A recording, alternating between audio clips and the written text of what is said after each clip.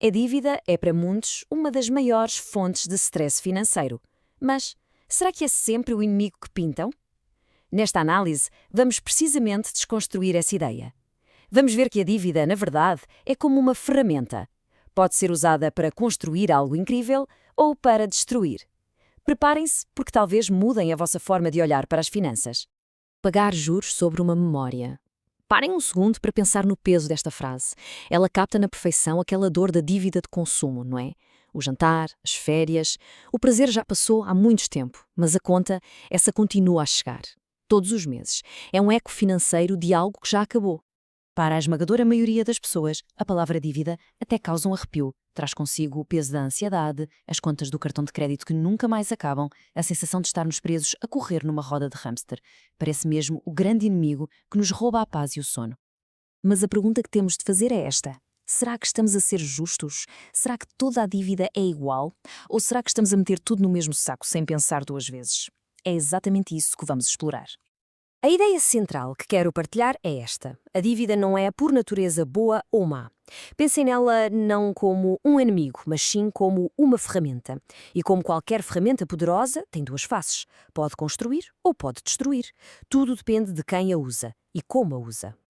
Então vamos lá, vamos tirar a emoção da equação por um momento. O que é a dívida, na sua essência? É simplesmente uma forma de alavancagem.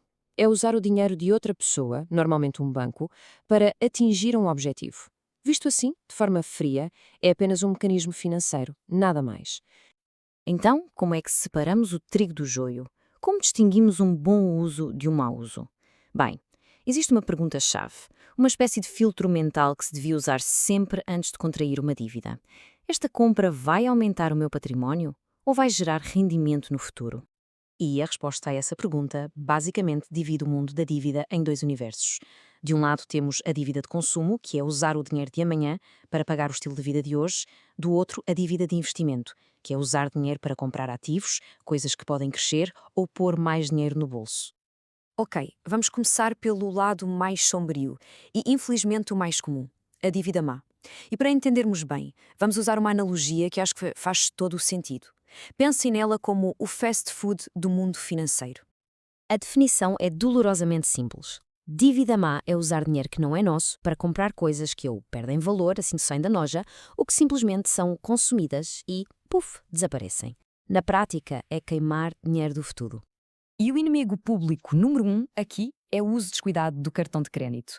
Não para uma emergência, claro, mas para financiar o dia-a-dia, quando no final do mês não há dinheiro para pagar o saldo todo. É uma armadilha muito perigosa, disfarçada de conveniência. E o custo disto? É aqui que a coisa fica mesmo feia. Com uma TAI de 15%, ou por vezes muito mais, uma compra pequena transforma-se rapidamente num monstro financeiro que se arrasta e vai crescendo. É um círculo vicioso terrível e muito, muito difícil de quebrar. Os exemplos estão por todo o lado e são bem conhecidos. Pagar jantares e roupa com o cartão que depois não se liquida a 100%. Pedir um crédito pessoal para aquelas férias de sonho. Ou o clássico dos clássicos. Financiar um carro novo e caro que perde 20% do seu valor mal sai do stand. E isto leva-nos de volta à ideia do fast food. Sabe bem no momento, não sabe? Dá aquela gratificação instantânea. Mas, a longo prazo, o valor nutritivo é zero. Pelo contrário, está ativamente a prejudicar, a minar a saúde financeira do futuro. Mas agora, vamos virar o disco, vamos para o outro lado da moeda, para a dívida boa. E se a dívida má era fast food, esta é como uma inscrição no ginásio.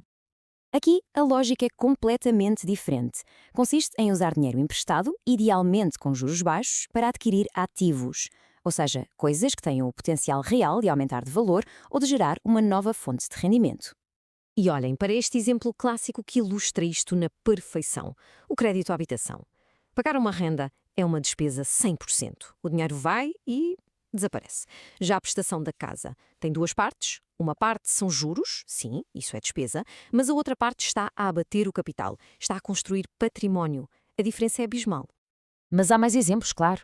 Um crédito para pagar um mestrado ou uma certificação profissional que vai aumentar o potencial de ganhos no futuro, ou um empréstimo para comprar equipamento para um negócio que vai gerar mais lucro do que o custo dos juros.